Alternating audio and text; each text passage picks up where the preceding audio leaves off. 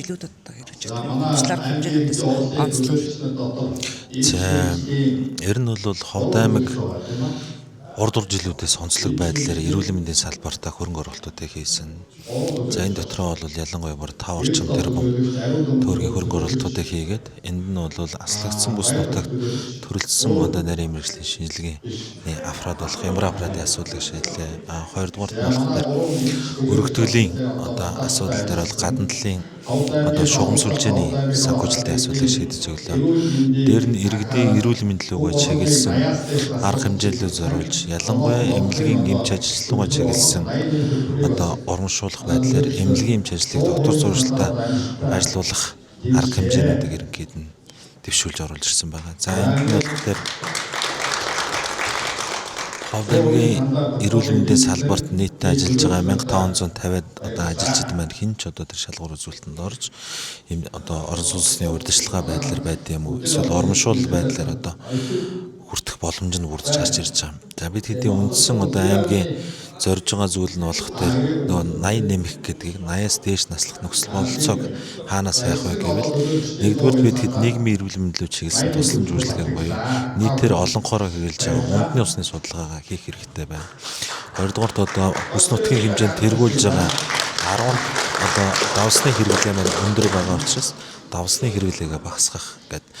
Тэгээ мөн хеликобактерийн одоо тархалтууд өндөр байгаа учраас түүнийгээ шинжилдэг одоо багаж тоног төхөөрөмжийг авах. Дээр нэмээд их нарийн тусламж үйлчилгээгээ одоо орхидуулгүйгээр дутагдaltaй байгаа тоног төхөөрөмжүүдийн асуудлуудыг шийдвэрлэх мөн аслагдсан одоо булган сумд алтан давнаас цааших иргэдэд их хүүхдийн эрүүл мэндийн тусламж үйлчилгээг хүртээмжтэй байдлаар хөөх зорилгоор одоо тодорхой хэмжээний тоног төхөөрөмжүүдийг шийдвэрлэж оруулж ирлээ. Гэх зэрэг одоо мэргэжлийн байгууллагуудаа хамтарсан үндэсний усанд одоо хяналт шалгалт хийсэн тийм энэ үйл ажиллагааг бас тодорхой хугацаатайгаар зохион байгуулж явууллаа. Тэгэхээр Ховд аймгийн 34 одоо уст цэг дээр энэ хяналтыг хийж ажилласан гэсэн ер нь нийтлэг одоо илэрч байгаа зөрчилдүүд юу байв? За ерөнхийдөө бол нөгөө шим ус болоо жаргалан сумын одоо ухаалаг удууд дээр усны шинжилгээнүүдийг хийлээ. За энд бол ер нь нийтлэг илэрч байгаа зүйл бол 3 удаг дээр одоо ишрик коле гисний одоо халдвар үүсэх эрсдлүүдийг одоо энэ бол нөгөө бохирдолтой холбоотойгоор үүсэж байгаа учраас энэ дээр бол халдвар ойртголын асуудлуудыг нэгдүгээр шийдэх хэрэгтэй байна. За одоо Ховд аймгийн хэмжээнд бол унтны усыгаа яг хүний биед нөлөөлөх нөгөө хүнд металл байд юм уу усанд байгаа тэр зүйлүүдийг шинжлэх нөхцөл боломжууд маань таарав байгаа.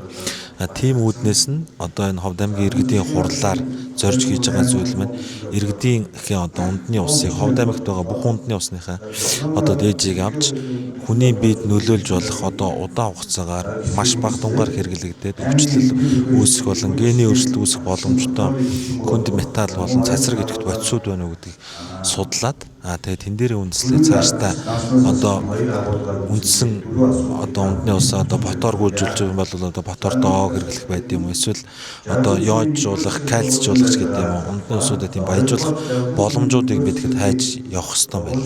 Тэгээд тэрлэггүй илрүүлэх анхаарч явна гэсэн. Унтны уснаас бас цацрагийн одоо идэвхжил шинжилгээгээр одоо гарсан гэсэн юм зүйлийг дууцсамдаар ярьжсэн үү? За одоо Ховд аймгийн дууцсан дээр жишээ нь одоо унтны усан дээр уран илэрч хийсэн зүйлүүд байсан байлаа. 2023 онд одоо байгаа унтны усны судалгаан дээр. Тэгээд тэр худгийг хаасан байдаг. Мөн тодорхой сумуудад байна одоо ардон нэртэй цацраг идэвхт бодисууд унтны усанд илэрч байгаа. Энийгээ бол одоо нөгөө тусдаа худагнаасаа одоо усаа үйлдвэрлээд тодорхой агаарт гаргаж дэгдэлтийг үүсгэж одоо ардон гүйжүүлэх асуудлуудыг шийдэх хэрэгтэй байна. Тэгээд тодорхой хэмжээнд унтны усанд маань давсны хэрэглээ нэлээ өндөр зааж байгаа тохиолдлууд байгаа учраас ялангуяа одоо мянгад болон дөрвөн сумдуудад л байгаа. Илүү төлхөө байдлаар одоо нэг ходоодны өвчлөл үүсгэж байгаа. Тэгээд түүнтэйгээ уялдуулаад залгуулад бүр шийсний замын чулууны өвчин гэдэг эрсдлүүд их өндөр болж ирээд байна. Тэгэхээр энэс урьдчилан сэргийлэх чиглэлээр ямар ч байсан өвчлөл үүсгээд байгаа нийт одоо зүйлүүдэд тодорхой болгочвол иргэдлүүгөө тийш нь чиглэсэн одоо үр дүнтэй арга хэмжээнүүдийг авч ажиллах гэсэн зорилготой л ажиллаж байна. Цам гар баг, наран баг гэх мэтчлийн одоо хашаан дотор гар худагтай энэ багуудаас үндэсний одоо уснаас нь бол баас нэгэн агуулмж одоо илэрчээсэн гэсэн ийм мэдээлэл тухайн үедээ өгчсэн. Мэдээж энэ нөхцөл байдлыг одоо засаж сайжруулаач гэдэг юм уу ийм зүйл бол ажиглагдаагүй л дээ ийм дүн мэдээж гараагүйсэн. Тэр энэ гар худгууд дээр хизээ одоо хэлж шалгалтыг хийх вэ? За ер нь бол үндсэн зорилго нь бол одоо Ховд аймагт бол жишээ нь үер боллоо гэхтэр ерөнхийдөө одоо сайн танид урдсан багууд дээр одоо жорлонгийн баасууд маань хөвж очиод хөрсний бохирдолтойгоо үүсээ тэрнээсээ залгуулад унтны усныхаа одоо худгуудыг бохирдуулах ажлууд явагдаж байгаа байх. Тэгээд мэдээж нийгмийн эрүүл мэндийн чиглэсэн одоо хөрс ус агаар гэсэн үндсэн гурван зүйл рүүгээ илүүдлэх анхаарна.